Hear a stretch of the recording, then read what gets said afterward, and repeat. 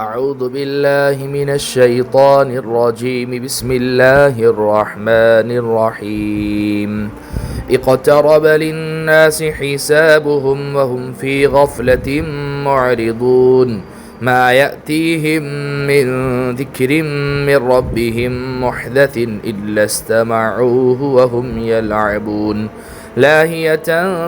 قلوبهم وأسروا النجوى الذين ظلموا هل هذا إلا بشر مثلكم أفتأتون السحر وأنتم تبصرون. قال ربي يعلم القول في السماء والأرض وهو السميع العليم.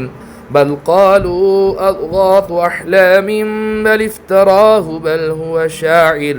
فليأتنا بآية كما أرسل الأولون. ما آمنت قبلهم من قرية أهلكناها أفهم يؤمنون. وما أرسلنا قبلك إلا رجالا نوحي إليهم فاسألوا أهل الذكر إن كنتم لا تعلمون.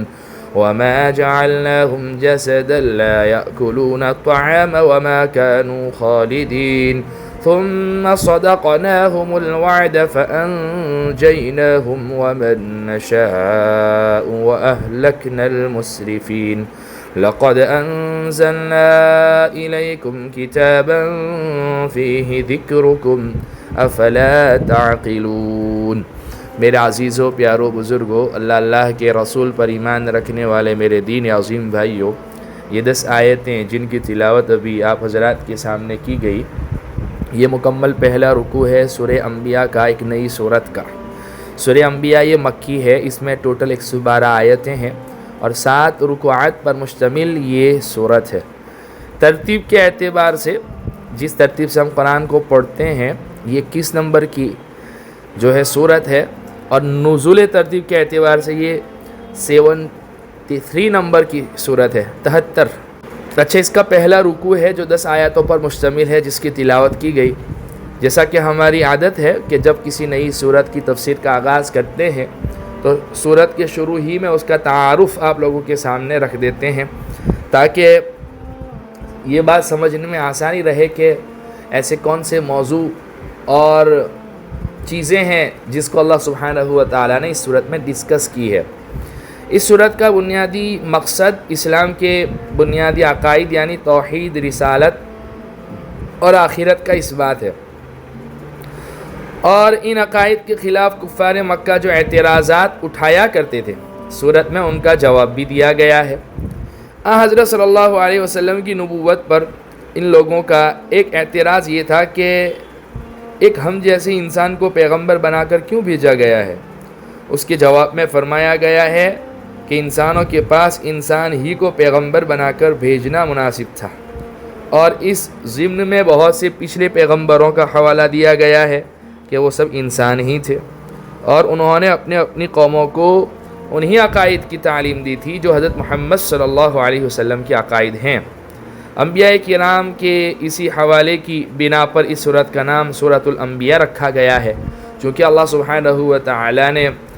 پچھلے مختلف انبیاء علیہ السلام کا اس میں حوالہ دیا ہے، ان کا تذکرہ کیا ہے، اس لیے اس سورت کو سورۃ الانبیاء، انبیاء کی سورت کہا جاتا ہے۔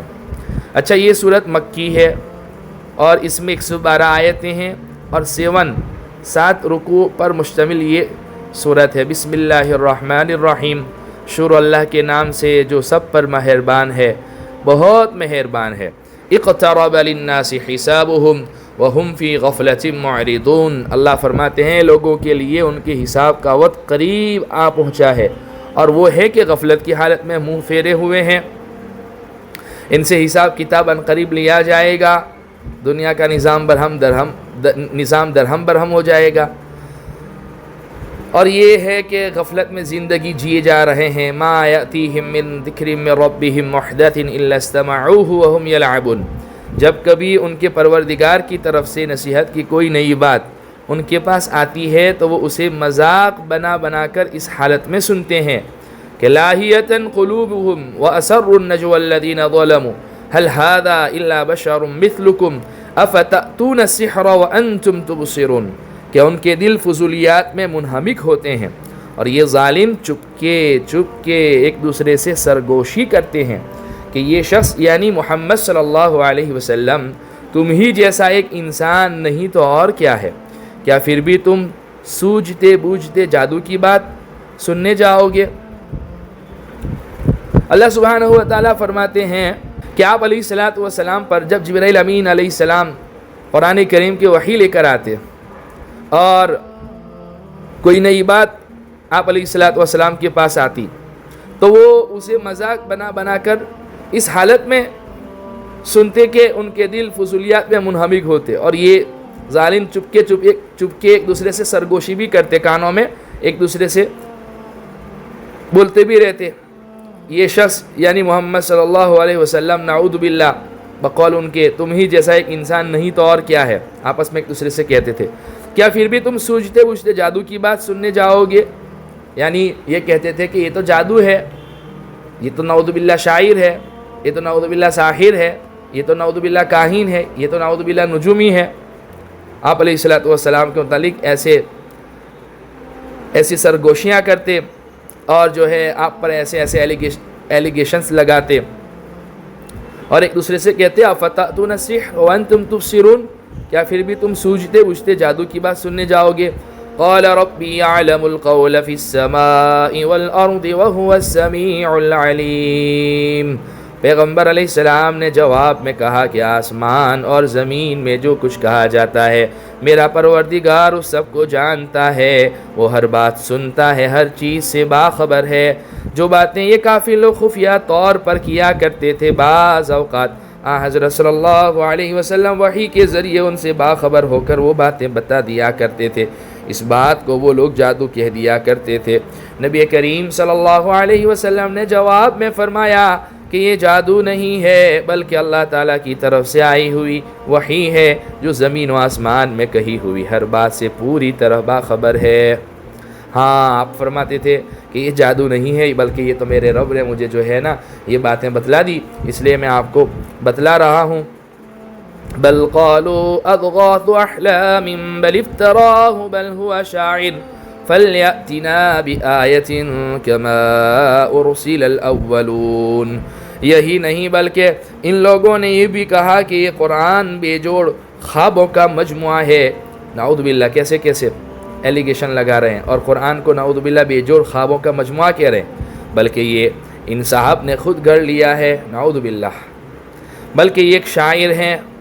اللہ اکبر، کیسے ایلیگیشنز لگائے آپ علیہ الصلاۃ والسلام پر۔ بھلا یہ ہمارے سامنے کوئی نشانی تو لے آئے جیسے پچھلے پیغمبر نشانیوں کے ساتھ بھیجے گئے تھے۔ اللہ اکبر۔ آپ علیہ الصلاۃ والسلام نے جب انہیں بتلایا، اور آپ جب انہیں بتلاتے کہ یہ تو اللہ سبحانہ و تعالیٰ مجھے وحی کے ذریعے یہ سب ساری باتیں بتلا دیتے ہیں، تو آپ کی باتوں کو ماننے کے بجائے، آپ پر ایمان لانے کے بجائے الٹا جو ہے نا، جیسے بہت سے کچھ لوگ ہوتے ہیں نا جن کی جو ہے یہ فطرت ہوتی ہے، یہ طبیعت ہوتی ہے کہ حق بات سمجھنے کی صلاحیتوں کھو چکے ہوتے ہیں، تو الٹا چور کوٹوال کو ڈانٹے۔ پیغمبر علیہ السلام نے جواب میں کہا کہ آسمان اور زمین میں جو کچھ کہا جاتا ہے میرا رب، میرا پروردگار اس سب کو جانتا ہے، وہی ہر بات سنتا ہے، ہر چیز سے باخبر ہے۔ یہی نہیں بلکہ ان لوگوں نے یہ بھی کہا کہ یہ قرآن بے جوڑ خوابوں کا مجموعہ ہے، بلکہ یہ ان صاحب نے خود گھڑ لیا ہے، بلکہ یہ ایک شاعر ہے۔ بھلا یہ ہمارے سامنے کوئی نشانی تو لے آئیں جیسے پچھلے پیغمبر نشانیوں کے ساتھ بھیجے گئے تھے۔ معجزات کا مطالبہ کرتے تھے۔ ما آمنت قبلهم من قرية أهلكناها أفهم يؤمنون، حالانکہ ان سے پہلے جس کسی بستی کو ہم نے ہلاک کیا وہ ایمان نہیں لائی، اب کیا یہ لوگ ایمان لے آئیں گے؟ اللہ سبحانہ و تعالیٰ فرماتے ہیں کہ یہ حوالہ دیتے ہیں، ریفرنس دیتے ہیں پچھلی قوموں کا کہ ان کے پاس جو پیغمبر تھے وہ نشانیاں لے کر آئے تھے، کیونکہ انہوں نے فرمائشی معجزات کا مطالبہ کیا، اللہ سبحانہ و تعالیٰ نے ان کو دیا، لیکن انہوں نے پھر بعد میں جب نہیں مانا تو اللہ نے ان کو ہلاک کر دیا، کیونکہ یہ اللہ کا دستور اور قاعدہ ہے۔ اللہ فرماتے ہیں نت نئے فرمائشی معجزات دیکھنے کے باوجود بھی وہ لوگ ایمان نہیں لائے، کیا یہ لوگ ایمان لے آئیں گے؟ نشانی سے مراد معجزہ ہے، اگرچہ حضرت صلی اللہ علیہ وسلم کے بہت سے معجزات ان کے سامنے آ چکے تھے، لیکن وہ نت نئے معجزوں کے مطالبات کرتے رہتے تھے۔ اللہ تعالیٰ نے اس آیت میں یہ فرمایا ہے کہ پچھلی قوموں نے بھی ایسے مطالبات کیے تھے، لیکن جب ان کو ان کی فرمائش کے مطابق معجزات دکھائے گئے تب بھی وہ ایمان نہیں لائے، جس کے نتیجے میں انہیں ہلاک کر دیا گیا۔ اللہ تعالیٰ کو معلوم ہے کہ یہ لوگ بھی اپنے فرمائشی معجزے دیکھنے کے بعد ایمان نہیں لائیں گے، اور اللہ تعالیٰ کی سنت یہ ہے کہ جب کوئی قوم اپنے فرمائشی معجزات دیکھ کر بھی ایمان نہ لائے تو اسے ہلاک کر دیا جاتا ہے، اور ابھی اللہ تعالیٰ کو ان کو فوری ہلاکت منظور نہیں ہے، اللہ انہیں ڈھیل دینا چاہتے ہیں، اس لیے ان کے فرمائشی معجزات یہ پورے نہیں کیے جائیں گے۔ گزشتہ کل تراویح میں جو ہے سورہ شعراء پڑھی گئی، اس میں آپ نے دیکھا نہیں کہ اللہ نے نوح علیہ السلام کی قوم، ہود علیہ السلام کی قوم، صالح علیہ السلام کی قوم، شعیب علیہ السلام کی قوم، فرعون کا، یہ سب ساری چیزیں اللہ سبحانہ و تعالیٰ نے جو ہے نا اس میں بیان فرمائی۔ پچھلی قوموں کا حوالہ اللہ سبحانہ و تعالیٰ نے اس میں دیا ہے کہ کیسے ہم نے ان کے فرمائشی معجزات دینے کے باوجود بھی جب وہ ایمان نہیں لائے تو کیسے ان کو ہلاک کیا۔ وَمَا أَرْسَلْنَا قَبْلَكَ إِلَّا رِجَالًا نُوحِي إِلَيْهِمْ فَاسْأَلُوا أَهْلَ الذِّكْرِ إِن كُنتُمْ لَا تَعْلَمُونَ۔ اور اے پیغمبر صلی اللہ علیہ وسلم، ہم نے تم سے پہلے کسی اور کو نہیں، آدمیوں ہی کو رسول بنا کر بھیجا تھا جن پر ہم وحی نازل کرتے تھے، لہذا کافروں سے کہو کہ اگر تمہیں خود علم نہیں ہے تو نصیحت کا علم رکھنے والوں سے پوچھ لو۔ نصیحت کا علم رکھنے والوں سے مراد اہل کتاب ہے، یعنی اگر تمہیں خود پچھلے پیغمبروں کا علم نہیں ہے تو اہل کتاب سے پوچھ لو، وہ اس بات کی تصدیق کریں گے کہ تمام انبیاء کرام انسانوں ہی میں سے آئے ہیں، وہ انکار کر ہی نہیں سکتے۔ وَمَا جَعَلْنَاهُمْ جَسَدًا لَا يَأْكُلُونَ الطَّعَامَ وَمَا كَانُوا خَالِدِينَ، اور ہم نے ان رسولوں کو ایسے جسم بنا کر پیدا نہیں کر دیا تھا کہ وہ کھانا نہ کھاتے ہوں، اور نہ وہ ایسے تھے کہ وہ ہمیشہ زندہ رہیں۔ نہیں، تم جیسے بشر ہو، تمہارے پیچھے جیسے بشری تقاضے ہیں ان کے پیچھے بھی تھے، وہ کھاتے بھی تھے، پیتے بھی تھے، قضاء حاجت کے لیے بھی جاتے تھے،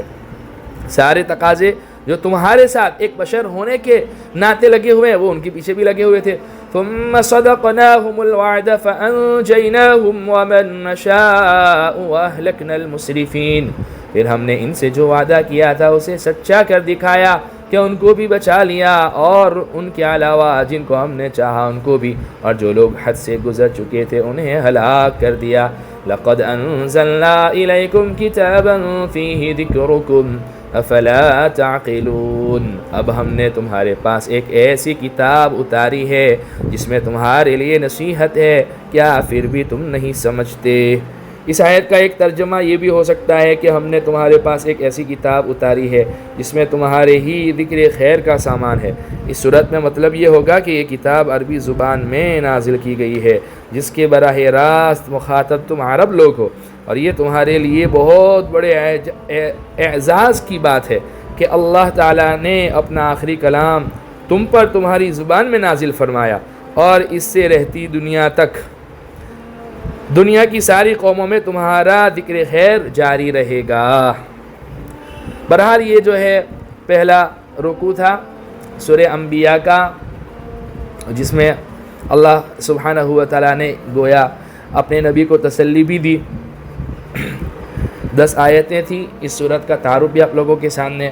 آیا۔ اللہ سبحانہ و تعالیٰ جو ہے ہمارے اس مبارک سلسلے کو قبول فرماوے، نجات بخشش کا ذریعہ بناوے، اور کہنے سننے سے زیادہ عمل کی توفیق عطا فرماوے، اور اصل چیز اللہ اس کے احکامات کے مطابق، اس کے نبی کے طریقوں کے مطابق، وہ نبی جس کا تذکرہ جو ہے رہتی دنیا تک کیا بلکہ باقی رہے گا۔ وَرَفَعْنَا لَكَ ذِكْرَكَ، اللہ نے تو وعدہ کیا ہے وَرَفَعْنَا لَكَ ذِكْرَكَ، تو جو ہے اللہ نے ایسے پیارے نبی عطا فرمائے، اس کے باوجود اگر ہم جو ہے غفلت میں زندگی گزاریں یا ہمارا ٹھکانہ نعوذ باللہ جو ہے جنت بننے کے بجائے جہنم بن جائے، اللہ ہماری سے حفاظت فرماوے، اور اللہ ہمیں ایسے پیارے اور لاڈلے رسول اور نبی کی قدر کرنے کی توفیق نصیب فرماوے۔ وآخر دعوانا ان الحمد للہ رب العالمین۔